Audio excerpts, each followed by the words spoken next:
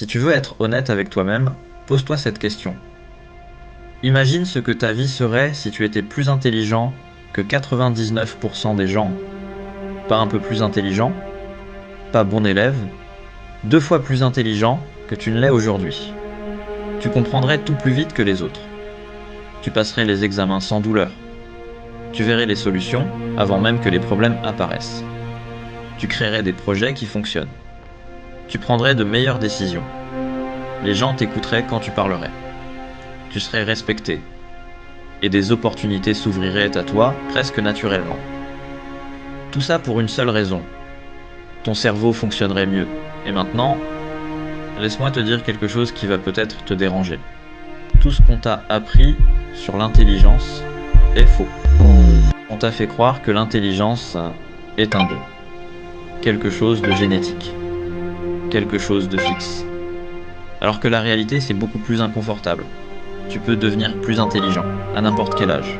De manière mesurable, scientifiquement. Mais à une condition. Arrêter de faire les erreurs qui détruisent toute ton intelligence tous les jours, sans que tu t'en rendes compte.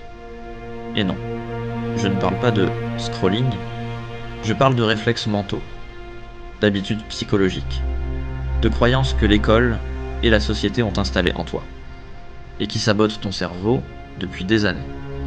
Dans cette vidéo, je vais te montrer pourquoi la majorité des gens deviennent moins intelligents avec le temps. Les 5 erreurs majeures qui détruisent ton potentiel. Et surtout, un protocole clair pour redevenir plus intelligent que 99% des gens. Et tu vas comprendre une chose essentielle, l'intelligence n'a presque rien à voir avec le QI.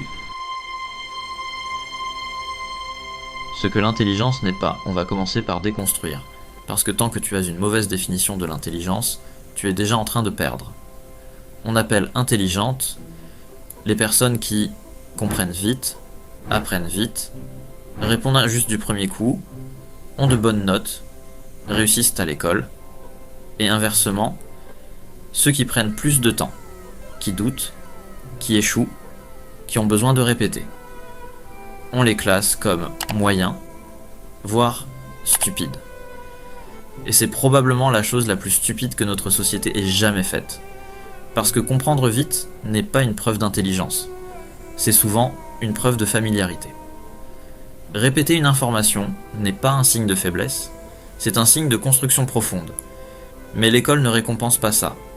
Elle récompense la rapidité, pas la profondeur. Et c'est exactement là que commence la première erreur.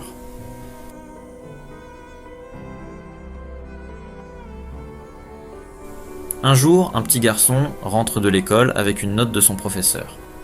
Il donne la lettre à sa mère. Elle la lit, et elle commence à pleurer. Le garçon lui demande ce qu'il y a écrit.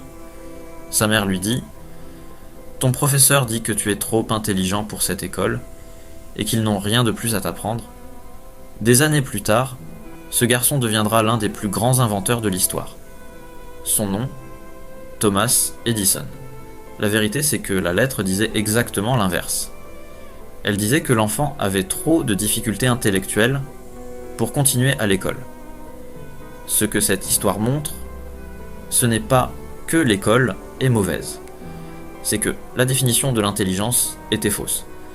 Et quand tu adoptes une fausse définition, tu adaptes ton comportement dans la mauvaise direction. Les gens pensent que l'intelligence, c'est avoir la bonne réponse rapidement. Mais en réalité, l'intelligence, c'est la capacité à penser sous tension. C'est la capacité à rester concentré sur un problème difficile, supporter l'inconfort mental, explorer plusieurs hypothèses, changer d'avis quand on a tort. Quelqu'un qui comprend vite, mais évite la difficulté n'est pas intelligent. Il est confortable. Et c'est là que beaucoup de gens brillants stagnent. Ils veulent comprendre vite, mais ils refusent de se challenger. Les gens intelligents sont vraiment les plus débiles. Pas parce qu'ils manquent de capacité, mais parce qu'ils s'appuient trop dessus. Quand quelqu'un se sait intelligent, il développe un réflexe dangereux. Il évite ce qui le met en difficulté. Il fuit les situations où il pourrait paraître lent. Il préfère rester dans ce qu'il maîtrise. Résultat, Son cerveau n'est plus stimulé, il n'apprend plus, il stagne. Pendant ce temps, des gens ordinaires acceptent l'inconfort, font des efforts répétés et finissent par les dépasser. L'intelligence non utilisée se détériore. Ton cerveau fonctionne comme un muscle. Si tu ne le mets jamais sous tension, il s'atrophie. Mais aujourd'hui, tout est conçu pour t'éviter l'effort mental. Contenu simplifié, réponse rapide, résumé. Tu consommes. Tu ne construis plus. Lire sans réfléchir ne te rend pas intelligent. Écouter sans questionner ne te rend pas intelligent. L'intelligence se développe quand tu luttes avec une idée.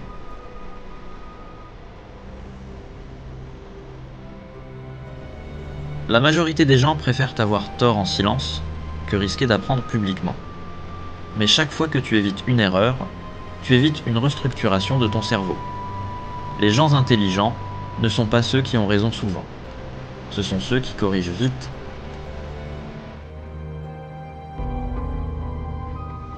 Accumuler de l'information ne te rend pas intelligent.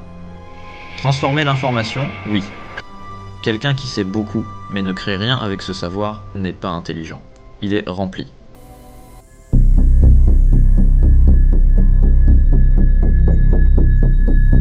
Le temps ne te rend pas plus intelligent.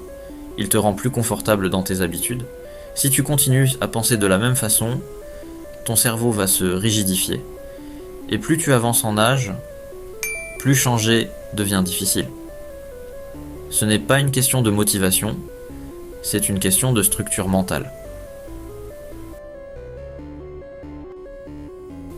Voici ce qui fonctionne réellement.